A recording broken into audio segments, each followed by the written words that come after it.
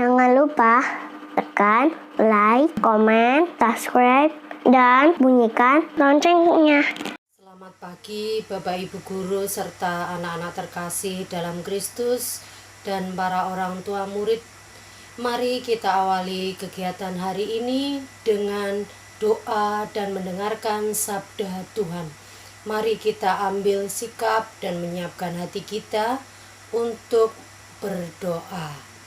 Dalam nama Bapa, Putra, dan Roh Kudus. Amin. Allah Bapa kami, Tuhan Yesus menyiapkan diri dengan sungguh untuk menjalankan tugas perutusan dari-Mu.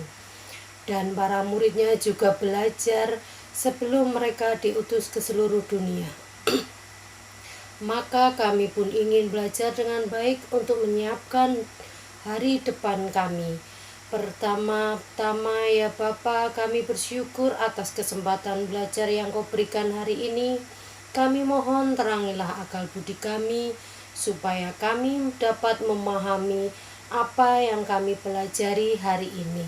Serta berikanlah kami berkat-Mu senantiasa dalam perlindungan-Mu, dalam keadaan yang selalu sehat dan dijauhkan dari segala penyakit dan bahaya. Mari kita dengarkan bacaan Injil hari ini yang diambil dari Markus bab 2 ayat 18 sampai 22. Waktu itu murid-murid Yohanes dan orang-orang Farisi sedang berpuasa. Pada suatu hari datanglah orang kepada Yesus dan berkata, "Murid-murid Yohanes dan murid-murid orang Farisi berpuasa, mengapa murid-murid-Mu tidak?" Jawab Yesus kepada mereka, "Dapatkah sahabat-sahabat pengantin pria berpuasa selagi pengantin itu bersama mereka? Selama pengantin itu ada bersama mereka, tidak dapat berpuasa. Tetapi waktunya akan datang pengantin itu diambil dari mereka dan pada waktunya itulah akan berpuasa. Tidak seorang pun menambalkan secari kain yang belum susut pada baju yang tua, karena jika demikian kain penambal itu akan mencabiknya yang baru, dan yang baru akan mengkoyak. Demikian juga tak seorang pun mengisikan anggur baru ke dalam kantong kulit yang sudah tua, karena jika demikian anggur tersebut akan mengoyakkan kantong itu, sehingga baik anggur maupun kantongnya akan terbuang. Jadi anggur yang baru hendaknya disimpan dalam kantong yang baru pula." Demikianlah Injil Tuhan. Terpujilah Kristus. Renungan dari bacaan Injil Markus tadi adalah menggambarkan mengapa orang suka mempersoalkan tindakan Yesus kepada murid-muridnya. Mengapa tidak membiarkan saja ketika para murid tidak berpuasa? Bukankah setiap kelompok memiliki wilayahnya sendiri? Adakah sesuatu yang menyebabkan mereka bertanya?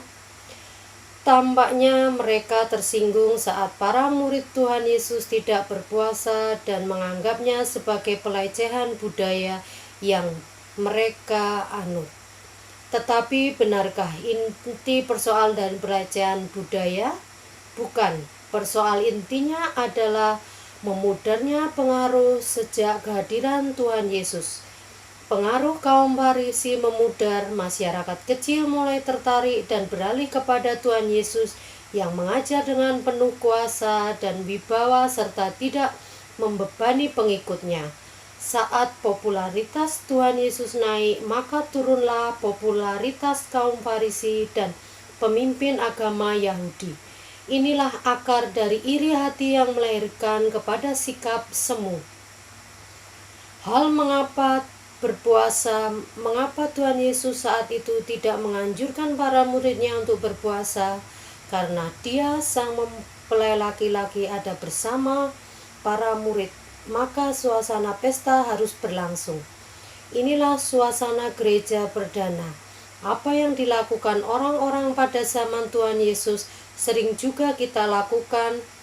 Kita iri hati, lalu mulai mempersoalkan banyak hal. Berakar dari iri hati lahirlah beberapa ulah. Seorang ibu diserai memasak nasi untuk pertemuan kelompok. Semula dia bersedia, tetapi menjelang pertemuan, tiba-tiba anaknya akan datang dan mengajaknya berekreasi. Ibu yang sama tiba-tiba membatalkan kesediaannya untuk piknik ke lingkungan. Sikap ini merugikan kelompok dan terutama diri sendiri, karena orang sekitarnya akan mencabut kepercayaan padanya. Iri hati karena kurang diperhatikan membuat ibu ini bersama diajak untuk mengenakan Tuhan Yesus dalam hati kita. Artinya bahwa kita menumbuhkan kesadaran akan Tuhan Sang Mempelai yang berdiam di dalam hati kami. Hal ini akan membuat hidup kita bermutu karena kita sadar akan kehadiran Sang Teman, sehingga tindakan kita dijiwai oleh Tuhan Yesus. Dengan demikian, batin mudah terjadi berbagai situasi saat berkendaraan, berpergian, atau terbaring sakit. Maka oleh karena itu, tetaplah kita bertumpu kepada Tuhan Yesus. Ya Tuhan, berilah kami kesadaran agar selalu ingat akan kehadiran Roh Kudus di dalam hati kami, sehingga tindakan kami sesuai dengan kehendak-Mu dan sesuai dengan ajaran. Mari kita satukan doa yang telah diajarkan oleh Tuhan Yesus kita, doa Bapa kami. Bapa kami yang ada di surga, dimuliakanlah nama-Mu, datanglah kerajaan-Mu, jadilah kehendak-Mu di atas bumi seperti di dalam surga. Berilah kami rezeki pada hari ini, dan ampunilah kesalahan kami seperti kami pun mengampuni yang bersalah kepada kami. Dan janganlah masukkan kami ke dalam pencobaan, tetapi bebaskanlah kami dari yang jahat.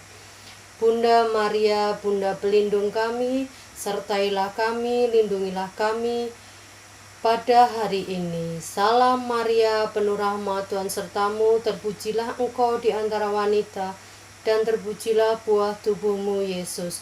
Santa Maria, Bunda Allah, doakanlah kami yang berdosa ini sekarang dan waktu kami mati. Amin. Santo Markus, doakanlah kami supaya kami dapat menikmati janji Kristus. Amin. Dalam nama Bapa, Putra, dan Roh Kudus. Amin.